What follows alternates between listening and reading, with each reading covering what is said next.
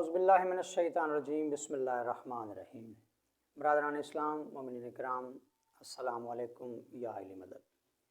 گلفام در Baker اپنے YouTube channel ذکر و عرفان 1472 کے توسط سے آپ سے گفتگو ہے۔ وہی گزارش، چینل کو سبسکرائب کریں، دوست احباب کو بھی دعوت دیں تاکہ زیادہ سے زیادہ احباب تک میری گزارشات پہنچتی رہیں۔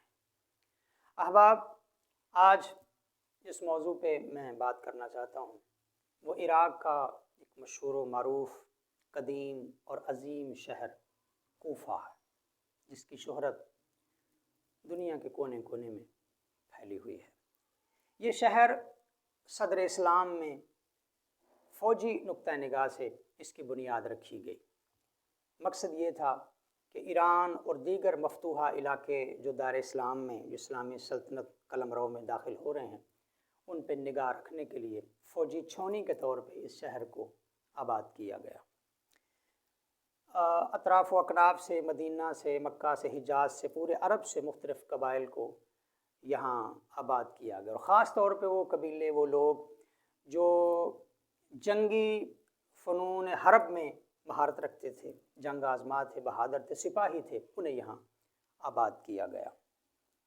شروع سے ہی اس شہر کو یہ اعزاز حاصل رہا ہے کہ یہ محمد و آل محمد اور علی علیہ الصلوۃ والسلام کے محبین کا شہر مشہور اور معروف رہا ہے۔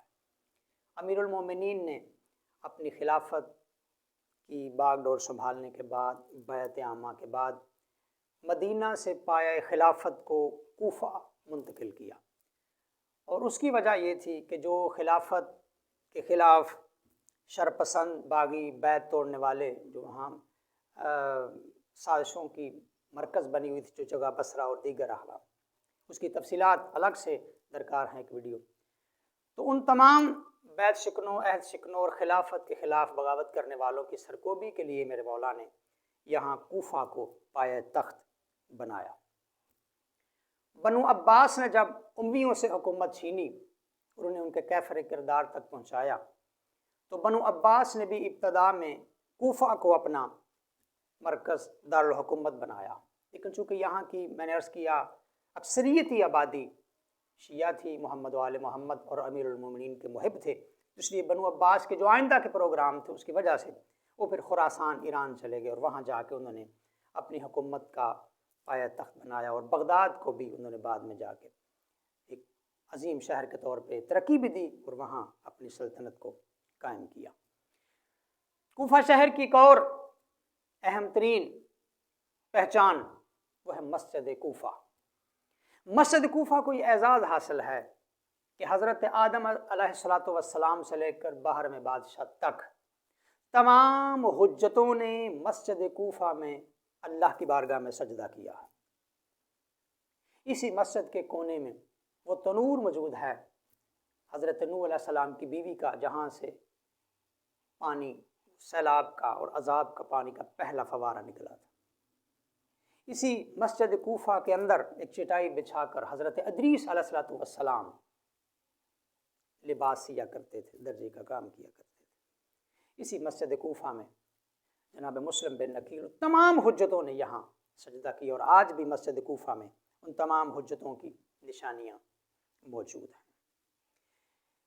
کوفہ شہر کے بارے میں جو ایک دلچسپ اور مبنی بر حقیقت ایک بات مشہور و معروف ہے کہ اپنی بزدلی، طوطا چشمی، وعدہ خلافی کی وجہ سے کوفیوں کے بارے میں مقولہ مشہور ہو گیا، الکوفی لا یوفی، یعنی کوفی ہے تو پھر وفا نہیں، اور اس کے پیچھے ایک بالکل مضبوط دلائل بھی موجود ہیں۔